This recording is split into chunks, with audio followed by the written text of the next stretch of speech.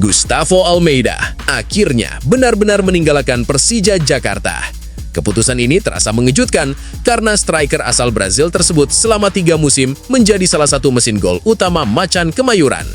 Kini, kisah Gustavo bersama Persija resmi berakhir setelah kedua pihak sepakat mengakhiri kerjasama. Ivar Jenner dikabarkan menolak peluang bergabung dengan Persija Jakarta.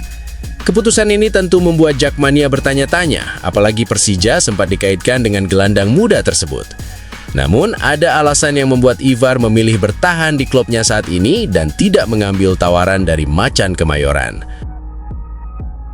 Shin Tae-yong belum puas melihat Persija Jakarta yang baru mencapai level 70-80%. Pelatih asal Korea Selatan itu yakin Macan Kemayoran masih bisa berkembang hingga 100%. Setelah 2 pekan ditempa di Thailand, STY kini fokus menyempurnakan kondisi akhir dan taktik sebelum kompetisi resmi dimulai. Mauro Zylstra pergi dari Persija bukan sekadar cerita tentang pemain yang dipinjamkan. Ada sisi lain yang jauh lebih menarik. Peminjaman ini menjadi ujian apakah Mauro mampu mengubah minimnya kesempatan menjadi bahan bakar untuk bangkit. Arema kini menjadi panggung pembuktian, bukan sekadar tempat persinggahan. Ayo Persija, hari ini kita harus menang. Yuk, buat kamu semua yang ngaku Jakmania sejati, wajib banget untuk subscribe channel ini dulu ya. Terima kasih dan semoga Persija juara. Gustavo Almeida akhirnya benar-benar meninggalkan Persija Jakarta. Keputusan ini terasa mengejutkan karena striker asal Brazil tersebut selama 3 musim menjadi salah satu mesin gol utama Macan Kemayoran. Kini, kisah Gustavo bersama Persija resmi berakhir setelah kedua pihak sepakat mengakhiri kerjasama. Persija Jakarta resmi melepas Gustavo Almeida untuk musim 2026-2027. Keputusan tersebut diumumkan pada Selasa 25 Agustus 2026 setelah manajemen dan sang pemain mencapai kesepakatan bersama untuk mengakhiri kerjasama. Perpisahan ini tentu bukan keputusan yang mudah. Gustavo telah menjadi salah satu sosok penting di lini depan Persija selama 3 musim terakhir. Berdasarkan laporan terbaru, ia mencatat 31 gol dari 55 penampilan di Liga 1 dan Super League bersama Macan Kemayoran. Perjalanan Gustavo bersama Persija dimulai pada putaran kedua musim 2023-2024. Saat itu, kontribusinya memang belum maksimal karena sempat mengalami cedera. Namun, setelah mendapatkan kesempatan lebih panjang, ketajamannya mulai benar-benar terlihat. Musim 2024-2025 menjadi salah satu periode terbaik Gustavo. Ia mampu mencetak 18 gol dari 28 pertandingan, termasuk 2 hat-trick. Produktivitas tersebut menjadi alasan kuat mengapa Persija kemudian memberikan perpanjangan kontrak kepadanya. Kini, semuanya berubah. Gustavo tidak lagi menjadi bagian dari proyek Persija untuk musim baru. Kepergiannya meninggalkan lubang besar di lini depan sekaligus menutup perjalanan seorang striker yang pernah menjadi tumpuan gol Macan Kemayoran. Namun bagi Gustavo, perpisahan ini juga bisa menjadi awal perjalanan baru. Setelah 3 musim memberikan gol dan perjuangan untuk Persija, kini sang mesin gol harus membuka lembaran baru dalam kariernya. Menurut kalian, apakah keputusan Persija melepas Gustavo Almeida sudah tepat? Atau justru Macan Kemayoran seharusnya mempertahankan mesin gol yang sudah terbukti produktif tersebut? Tulis pendapat kalian di kolom komentar. Ivar Jenner dikabarkan menolak peluang bergabung dengan Persija Jakarta. Keputusan ini tentu membuat Jakmania bertanya-tanya, apalagi Persija sempat dikaitkan dengan gelandang muda tersebut. Namun, ada alasan yang membuat Ivar memilih bertahan di klubnya saat ini dan tidak mengambil tawaran dari Macan Kemayoran. Ivar Jenner menjadi sorotan setelah muncul kabar mengenai keputusan dirinya menolak Persija Jakarta. Situasi tersebut cukup menarik karena Persija memang sempat dikaitkan dengan gelandang muda berusia 22 tahun tersebut dalam bursa transfer. Namun, Ivar akhirnya memilih untuk tetap melanjutkan kariernya bersama Dewa United. Berdasarkan laporan Radar Sukabumi, Dewa United memastikan sejumlah pemain penting tetap menjadi bagian dari skuad mereka untuk menghadapi kompetisi Super League 2026-2027. Keputusan Ivar untuk bertahan tentu bukan tanpa pertimbangan. Di usia yang masih muda, stabilitas dan kesempatan berkembang menjadi faktor penting bagi seorang pemain. Bertahan di lingkungan yang sudah dikenalnya dapat memberikan Ivar ruang untuk terus berkembang tanpa harus menghadapi proses adaptasi baru. Bagi Persija, penolakan tersebut tentu menjadi sebuah kehilangan. Ivar memiliki profil gelandang yang menarik untuk proyek jangka panjang, sehingga kegagalan mendapatkan jasanya membuat Persija harus kembali melihat opsi lain di bursa transfer. Namun, bagi Ivar sendiri, keputusan bertahan bisa menjadi kesempatan untuk membuktikan bahwa pilihannya memang tepat.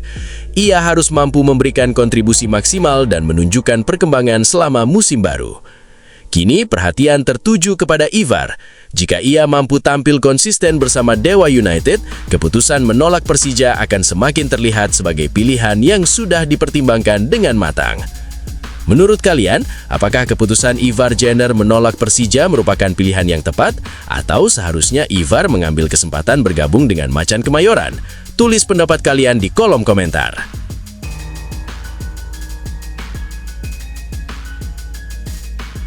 Shin Tae-yong belum puas melihat Persija Jakarta yang baru mencapai level 70-80%.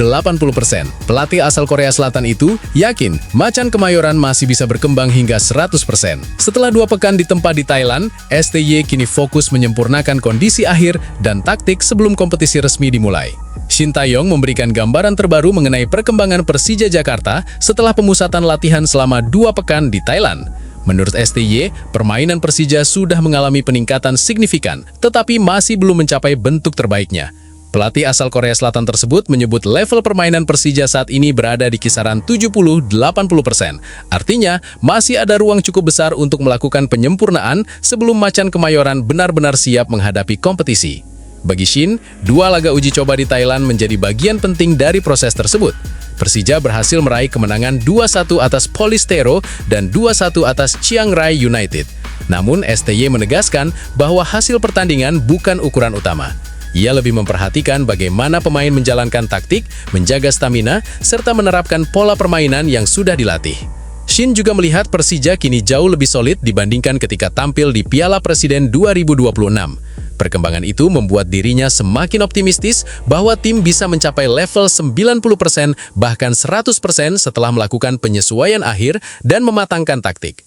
Keyakinan STY menjadi sinyal menarik bagi Persija. Ia tidak ingin tim berhenti hanya karena mendapatkan hasil positif di pramusim. Sebaliknya, masih ada pekerjaan yang harus diselesaikan agar Persija benar-benar siap menghadapi tekanan kompetisi. Kini, waktu Persija semakin dekat dengan pertandingan resmi. Shin Tae-yong sudah melihat fondasinya, tetapi ia ingin memastikan seluruh detail permainan sempurna sebelum Persija benar-benar bertarung untuk target besar musim ini. Menurut kalian, mampukah Shin Tae-yong membawa Persija dari level 70-80% menuju 100% sebelum kompetisi dimulai? Apakah Macan Kemayoran siap menjadi penantang juara? Tulis pendapat kalian di kolom komentar.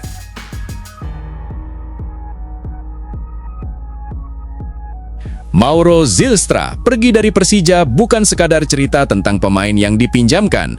Ada sisi lain yang jauh lebih menarik. Peminjaman ini menjadi ujian apakah Mauro mampu mengubah minimnya kesempatan menjadi bahan bakar untuk bangkit. Arema kini menjadi panggung pembuktian, bukan sekadar tempat persinggahan. Kepergian Mauro Zylstra dari Persija Jakarta sebenarnya menyimpan cerita yang lebih dalam daripada sekadar perpindahan pemain. Di balik keputusan tersebut, ada sebuah pertaruhan besar terhadap perkembangan karier striker muda berusia 21 tahun itu.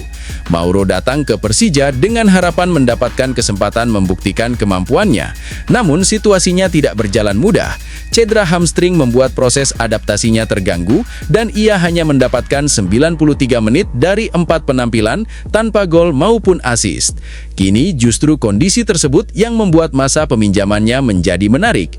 Mauro tidak hanya membutuhkan klub baru, tetapi juga membutuhkan pertandingan untuk mengembalikan ritme dan kepercayaan dirinya. Menariknya, Mauro sendiri menganggap keputusan bergabung dengan Arema sebagai langkah yang tepat karena peluang bermain lebih banyak terbuka. Artinya, ia datang bukan dengan mental pemain yang menyerah, melainkan dengan target untuk mendapatkan panggung dan memaksimalkan setiap setiap kesempatan. Disinilah sisi lain dari kepergian Mauro mulai terlihat. Persija sebenarnya sedang melakukan investasi terhadap masa depannya. Mauro masih terikat kontrak hingga 2028, sehingga masa peminjaman ini bisa menjadi proses untuk mengembalikan sang striker dalam kondisi yang jauh lebih siap.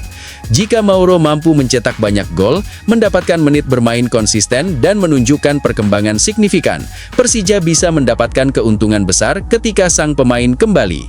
Jadi, pertanyaannya bukan lagi mengapa Mauro pergi dari Persija. Pertanyaan sebenarnya adalah, versi Mauro seperti apa yang akan kembali ke Jakarta nanti?